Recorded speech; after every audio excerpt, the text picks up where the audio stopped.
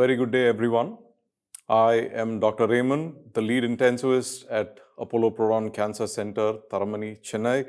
And I am very happy to be delivering this very little lecture to you today because, sitting here today and looking back, I'm really surprised that such important concepts as infection control weren't given that much of an emphasis during my undergraduation days. It's possible because maybe we didn't have that many infections at that time, or maybe people didn't live so much into their critical illness, compared, unlike these days, given the kind of organ support systems that are available, where people live so much into their disease states and they keep visiting the hospitals pretty often.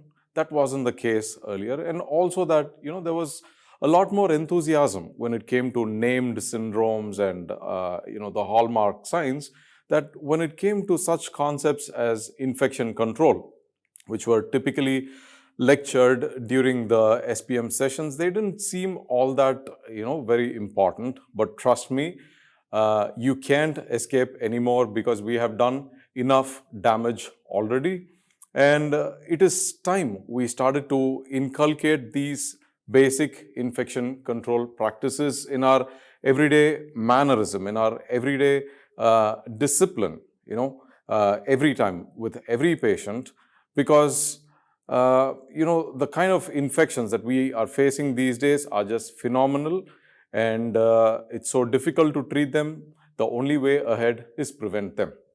Now, what are these basic infection control practices? Nothing but a set of what I would say as just procedures or protocols which you are expected to be following every day at the bedside for every patient.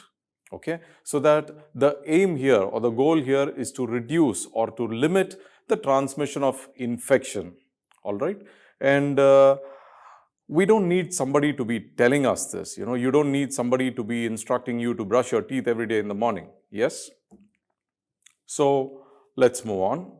What is this infection that we are talking about? Hospital-acquired infections or healthcare-acquired infections, they're not necessarily the same. They're not one and the same. There is a subtle difference, but it's okay. At this point, I would like to leave with that. Whichever it is, they are quoted to be complicating the course of hospitalizations to the extent of 5 to 10%. Okay, that's in the developed world, meaning to say that the patient could get hospitalized for a completely different reason, maybe an acute myocardial infarction or maybe an acute stroke, and he lands up catching this infection during the course of his stay in the hospital. Okay, thanks to the hands of healthcare workers. Yeah.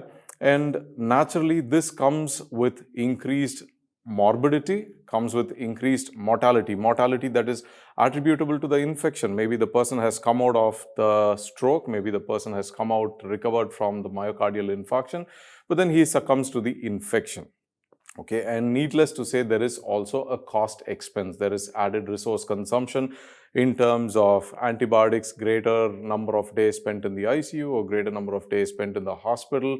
All this is just going to be enormous burden to the patient, to the hospital, and to the society. Now, this is a situation in the developed world. You can imagine the kind of impact that could be in a developing setup. And sadly, we do not have robust surveillance data to tell you exact figures, but this is going to be clearly in excess of 15, 20%, or and if we start talking about intensive care units, this could even cross 20%. Okay, so that's really bad. And if you look at the figures quoted out here in my slide, the number of deaths from hospital-acquired infections could far exceed that because of prostate cancer and breast cancer both put together. Okay, that's really bad. And as though that was not enough to complicate things further, the kind of bacteria that produce these hospital-acquired infections are becoming increasingly resistant to treatment, increasingly complex to treat.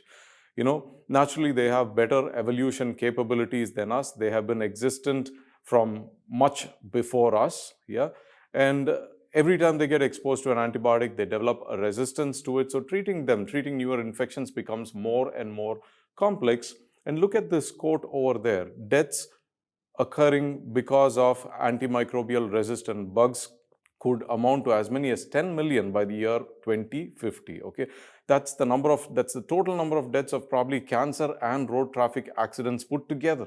Okay, like I told you earlier, it is so very difficult to treat. Okay, so then the best solution here is prevent them. And likewise, adding on to the complexities, the kind of antibiotic reserve or the so-called antibiotic pipeline, these are terms that you will be hearing more often henceforth, is very, very limited. Look at the figure out there.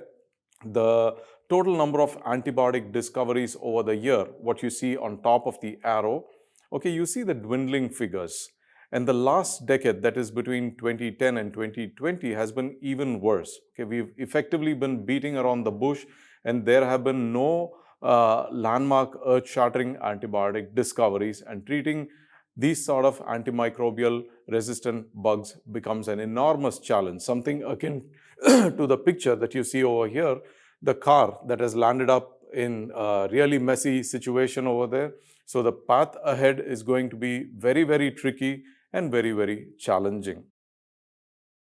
And it has taken us a very tough and a very rigid teacher to make us realize, hopefully, I'm still not sure about that, to make us realize about the importance of these basic infection control practices.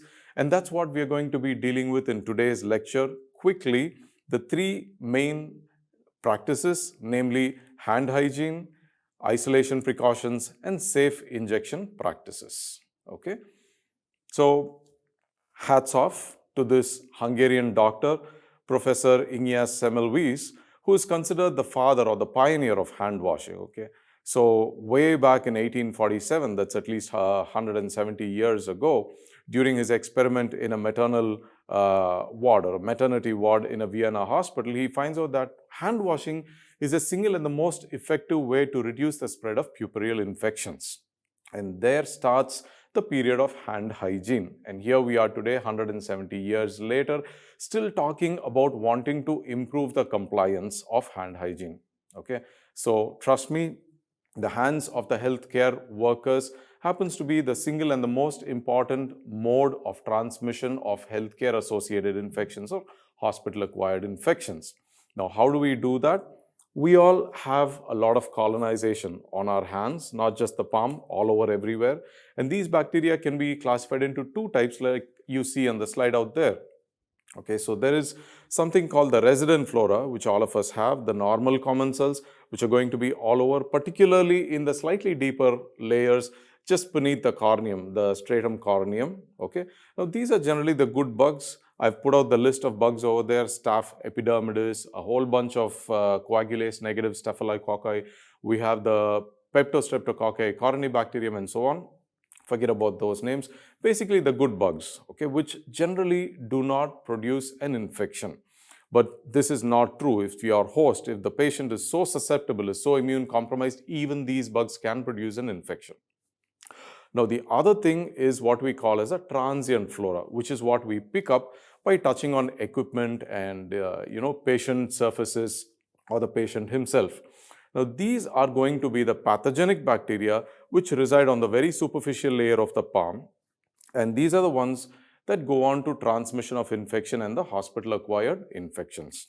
Now, the good thing about this is that they are very, very amenable to removal by hand washing or any of the hand hygiene techniques that we could be, we will be shortly discussing in the subsequent slides, right?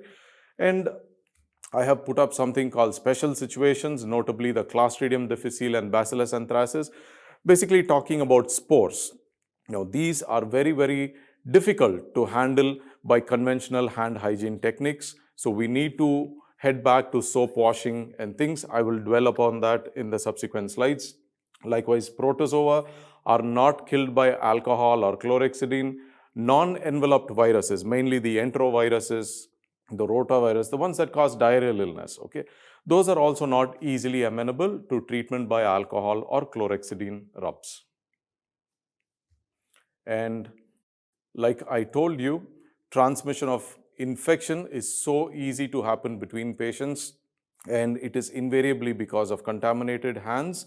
And it is not only important for us to practice hand hygiene between two patient cares, but also for the same given patient, because you need to practice hand hygiene before and after contact with every single surface between an equipment and a patient, or even over the patient between a more contaminated area to a less contaminated area. Okay, so those are the 5 moments of hand hygiene as proposed by the WHO.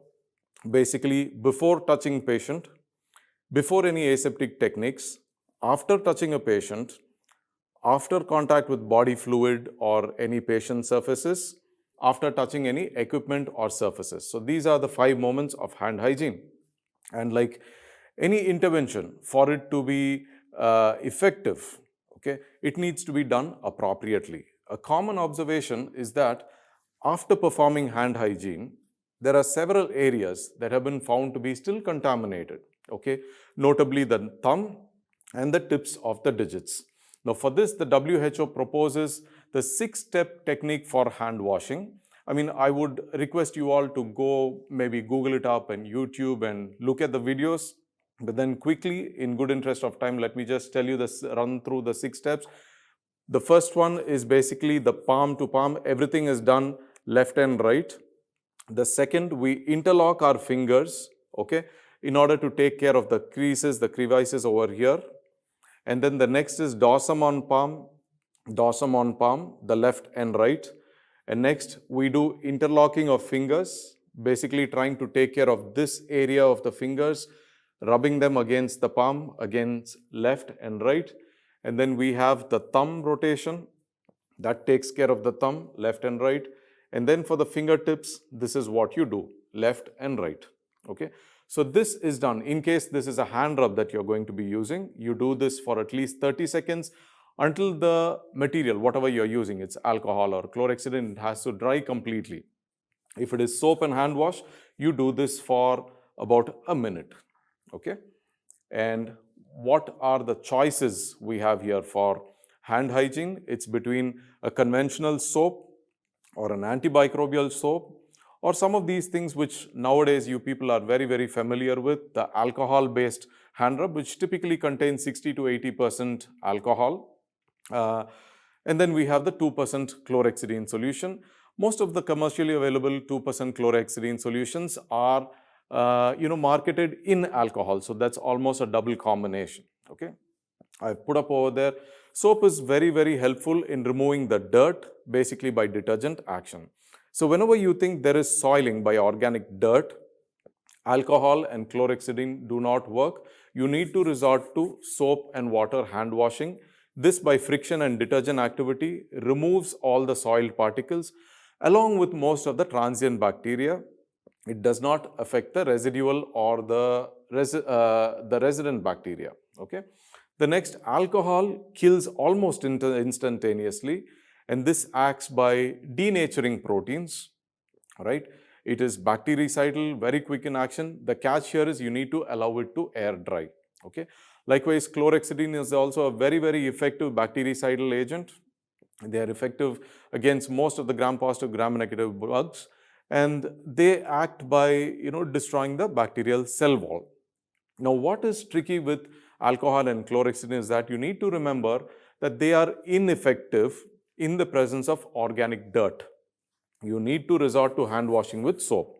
Likewise, they are ineffective against spores, non-enveloped viruses, namely the enteroviruses, adenovirus, the diarrheal viruses. So we move on to safe injection practices, which is equally important as hand hygiene, or I would say even more important because of the risk of transmitting really, really dangerous hospital-acquired infections, especially bloodstream infections like human immunovirus infections and the various hepatitis infections, right? So unsafe injection practices can really screw up the picture, yeah?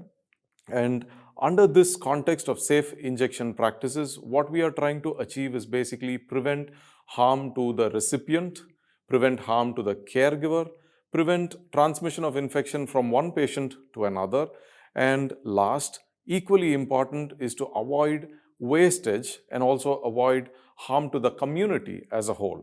Okay, so how do we do this? The CDC has proposed a list of elaborate guidelines.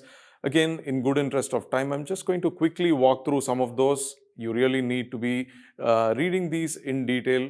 The information is all there out on the web. Okay, so starting off with aseptic techniques for delivery of injections, everything starts with a hand hygiene. Okay, and if it is a vial from which you are going to be aspirating your medication, always remember to swab the rubber septum of the vial with an alcohol swab. Of course, needless to say, the skin also needs to be prepared. And the next most important, which is also a campaign by the CDC, what is called as one and only campaign. Okay, one needle, one syringe, one patient. No more interchanging. Even if you think you have replaced the needle, okay, you are not allowed to use the same syringe for multiple patients, because after every contact there is some amount of flashback that goes into the syringe chamber. So one needle, one syringe, one patient. Okay, likewise, single patient use infusion sets. If you're using an infusion device, an infusion set, or whatever it is, do not presume that it has made contact with patient body fluids. Okay, you do not know. So there is no cross using. You use it for the given intention, discard in the appropriate biomedical waste disposal. As far as possible, go for single dose vials. Okay, multi-dose vials are generally not preferred, because the moment you breach the septum and you introduce the needle, there is some amount of contamination that happens, and this gets worse if you're going to be using it multiple times. So always try to go for single use vials. Likewise, precautions, where in situations where you have to use a multi-dose vial, like let's say for example, if it's an insulin vial or if it's a heparin, okay, where you cannot just discard after each use, you need to label it. It needs to be a single patient multi-dose vial. Label it with the patient's UHID or whatever the unique ID of the patient. Store it according to manufacturer recommendations. Use a new needle each time, a new needle, a new syringe each time. You cannot leave a needle sticking in there for you to shove the syringe every time and suck out. Okay, that doesn't happen.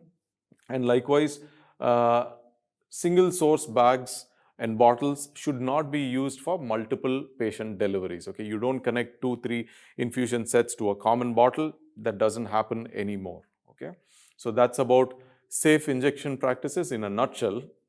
And moving on to the last part of my lecture, that is about isolation practices. Basically, that's nothing but creating some kind of barrier between people and germs. Okay, now the chain what you see over there in the image, what we popularly refer to as the infection chain or the chain of infection, according to infection control jargon. Okay, that starts off with an infectious agent and the reservoir. Now in our case, the reservoir is the patient. If it's a community acquired infection, there probably isn't much that you could have done about it. But this infectious agent and reservoir could also be in a healthcare situation, okay, like the hospital acquired infection, right? And the portal of exit of infection depends upon where exactly the infection is.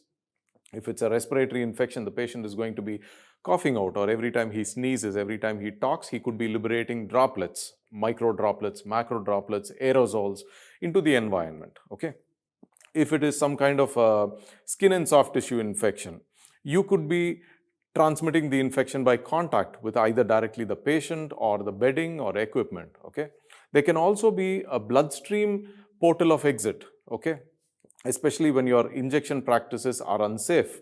You could expose the contaminated blood of this patient into another patient. All these are basically the portals of exit. And modes of transmission, hello, you and me, our hands, and unsafe injection practices. We really need to be watchful about that.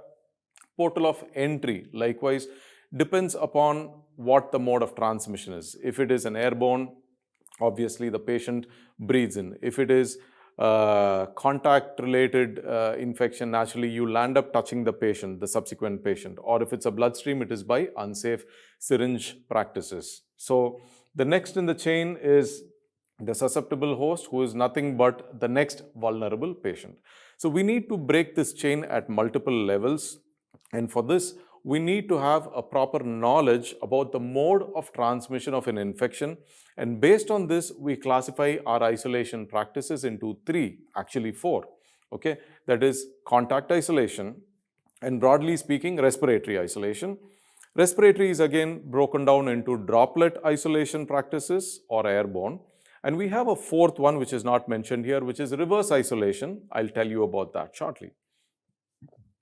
So, contact precautions are basically meant for the MDR gram-negative bacilli or any of the diarrheal illness where you could be potentially carrying the bacteria from one patient to another. Okay.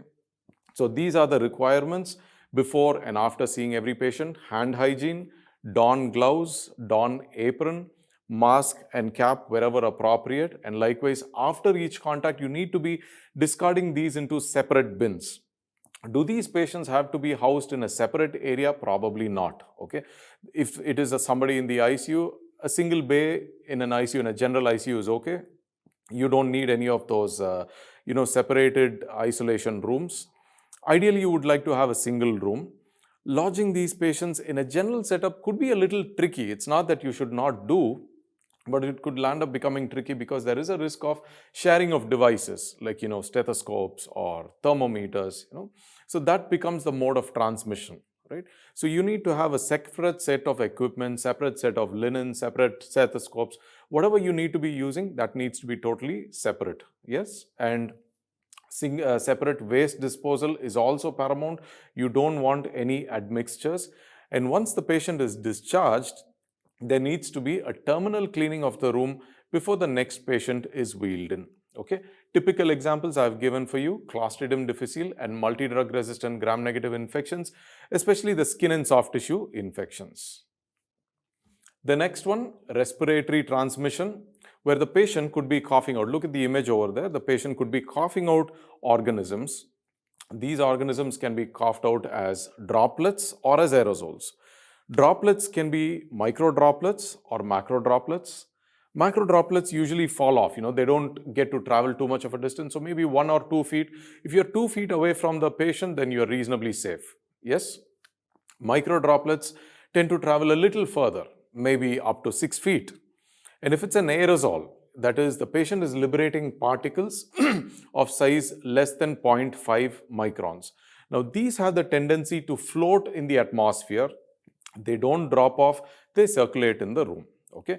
So when I say droplet precautions, those are basically the micro droplets and the macro droplets. You do not need any special rooms for these patients. You do not need any negative pressure isolation rooms. A single room would be ideal. Okay. Everyone needs to follow all of the contact precautions which we just discussed in the previous slide, which you can also call them as standard precautions. In addition, you would want to maintain a safe distance of 6 feet, right? And if for some reason, let's say you need to examine the patient, you need to go closer to the patient, obviously, you need to wear a surgical mask. A surgical mask is generally enough for most of the droplet infections. But where you are not sure if it could be a droplet or an aerosol infection, or where you want to do some procedures that could be generating aerosols, you may want to consider a N95 mask. Typical examples for droplet transmission: influenza, respiratory syncytial virus, measles. These are all pretty common. Okay. Now, moving on to the worst part of transmission, that is an aerosol transmission, wherein the person coughs out or sneezes out particles less than 0.5 microns, which keep floating around in the air. Now, these patients are the ones that need to be lodged in a separate room with what we call as negative pressure chambers. Okay. Meaning to say that the patient room is going to be at a slightly lesser or a negative pressure compared to the outside, and you need to be having doors restricting entry. So there is going to be a constant suction outlet for the air that is inside, and no air from inside the room leaves the room. Okay, so that's what we call as negative pressure rooms, and that is typically needed for airborne precautions. Typical examples: chickenpox and tuberculosis. Of course, we would recommend wearing N95 masks in addition to all the standard precautions. Next and the last, what I told you, reverse isolation is for the most vulnerable patient. Basically, you are trying to protect the patient from acquiring any infection, not that he has an infection that you are afraid that you would be transmitting. A typical example would be a neutropenic individual who is very highly susceptible. So you place them in what we call as positive pressure chambers or positive pressure rooms with restricted entry. So there is going to be, look at the image over there, you have a source of air supply, which is usually run through a filter, a HEPA filter or something, and the airflow has to be from inside the room to outside. There should be no scope for entry of air from outside the room. Okay, so the room is maintained at a slightly positive pressure compared to the outside. Now, this is meant for immune compromised patients. All standard precautions apply. No one with a known infection or a fever or a possible infection should be even allowed to enter the room of this patient. So with that, we come to the end of this lecture concerning the basic infection control practices. I have spoken to you about hand hygiene, safe injection practices in a nutshell, and isolation precautions. And remember, let me go back to my previous slide. Hospital-acquired infections are a significant cause for increased mortality, increased morbidity, and added cost of care. And you and I would not want to be responsible for that. So infection control lies in our hands. Let's be responsible. Thank you.